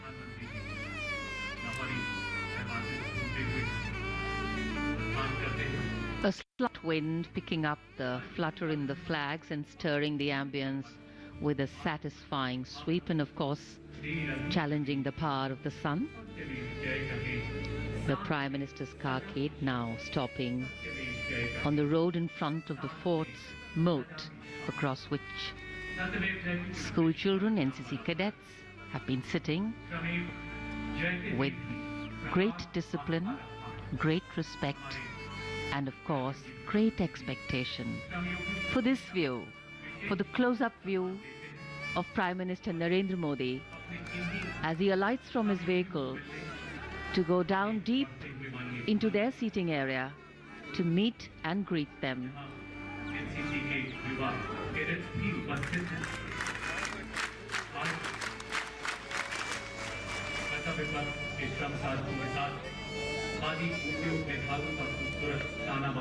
There he is, encouraging them.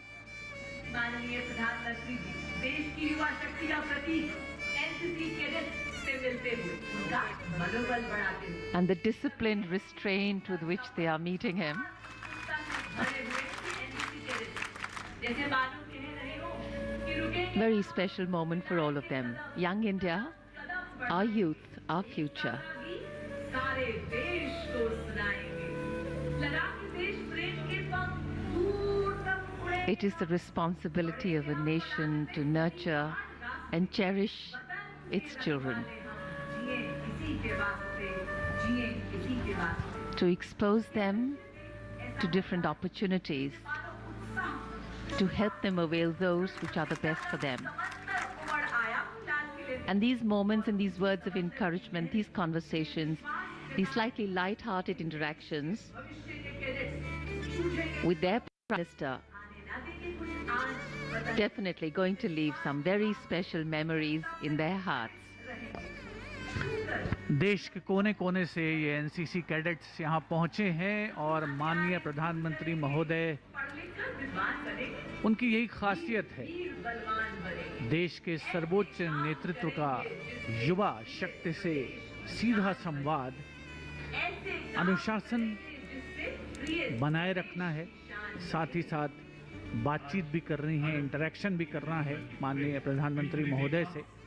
इस प्रकार माननीय प्रधानमंत्री युवाओं के बीच एनसीसी की जो तीनों विंग्स हैं उसमें देश के कोने कोने से 1100 कैडेट्स यहाँ पर पहुँचे हैं, भारत माता की जय के नारे लगाते हुए। हमारी मदद करता है।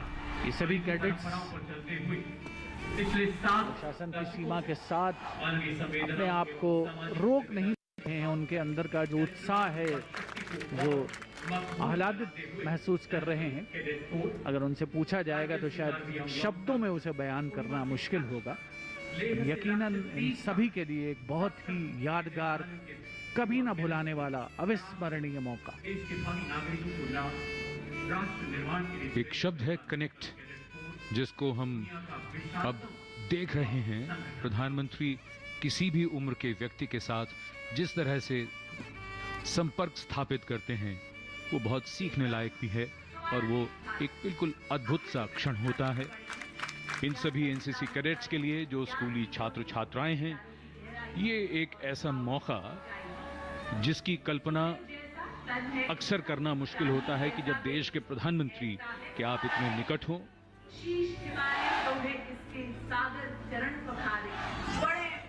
लाल किले की प्राचीर से संबोधन के बाद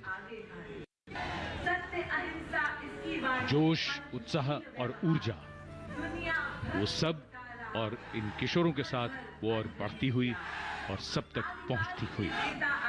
Absolutely. In fact, the beauty of youthful spirit is that it's infectious. So the Prime Minister also getting a spring in its step. There's a lightness of being. And there is, of course, the joy of connecting. A special quality, a special leadership quality exhibited here. अब प्रधानमंत्री उस दीर्घा की तरफ जा रहे हैं जहां विशिष्ट अतिथियों को आमंत्रित किया गया और आज वो इस समारोह के साक्षी बने। ये खास मेहमान, उनकी संख्या लगभग 1800, अलग क्षेत्रों से समाज के उन सब से अभिवादन स्वीकार करते हुए हमारी सांस्कृतिक विविधता में एकता हमारी सबसे बड़ी ताकत और इन सबको एकता के सूत्र में। And as the Prime Minister continues with these close interactions, we can see across all age groups patience, forbearance, love, all in different capacities being exhibited here. We step into our 77th year of our independence, and the completed figures of the decades gone by as a free nation. There is also a great responsibility that rests on our shoulders. And in moments like these, in moments of festivities, in moments of interaction, we also reflect often, have we achieved what we envisioned for ourselves? Yes, we have in many ways. Have we made progress? Have we managed to ensure that the most needy have also been included? Attempts are definitely on. And the times are changing so rapidly, and the relevance of what we have achieved to the advancements made have never been so critical, and India is on the cutting edge of that movement. कोई उन्हें मिलना चाहता है, कोई उन्हें छूना चाहता है, कोई उन्हें कुछ भेंट करना चाहता है और अधिकतर लोग अपने कैमरों में उन्हें कैद कर लेना चाहते हैं। ये उनके लिए एक ऐसी पूंजी है जो बेशकीमती है। प्रधानमंत्री स्वयं चाहते हैं कि वो एक एक व्यक्ति से मिलें। अद्भुत दृश्य का आनंद लीजिए। The meeting of hands, the meeting of hearts, the meeting of people. Red Fort today witness to some very precious moments for a diverse lot of people. Extremely happy that they came here in person to attend this ceremony.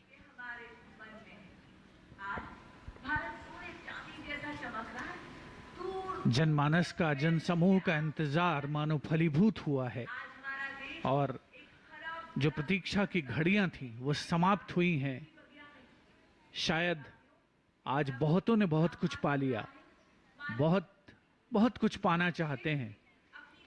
सभी शायद selfie चाहते हैं, यादों के घरौंदे में संजो रखना चाहते हैं इस अवसर को, इस मकाम को, इस मौके को कि देश का सर्वोच्च नेतृत्व आज स्वयं उनके बीच है, खुशियां साझा कर रहा है, ये यादगार पल साझा कर रहा है। माननीय प्रधानमंत्री श्री नरेंद्र मोदी, उनका खास अंदाज जनता से अपने आप को जोड़ने का और यहाँ मौजूद हजारों की संख्या में स्वाधीनता दिवस समारोह के साक्षी बने।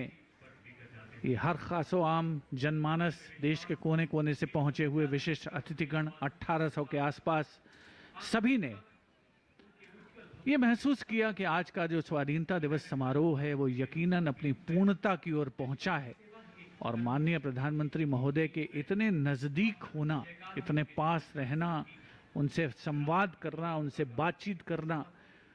और आप कल्पना करें एनसीसी के उस कैडेट के बारे में जिन्होंने माननीय प्रधानमंत्री महोदय से हाथ मिलाया है, उनके लिए कभी ना भुलाने वाला अवसर, कुछ इमोशनल मोमेंट भी।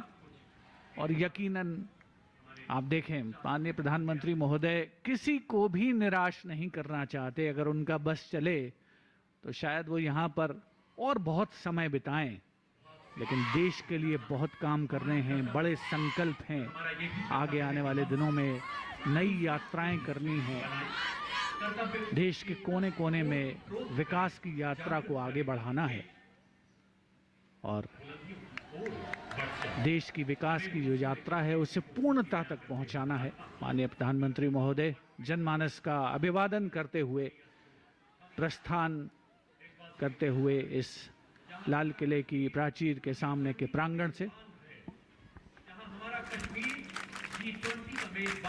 And Indian democracy too has an aspiration for this large multicultural, multi-religious and multilingual nation, and tall in the Committee of Nations as the largest democracy in the world, to anchor its governance on the principle of a voice for all places and a place for all voices, and today a touch for all hands.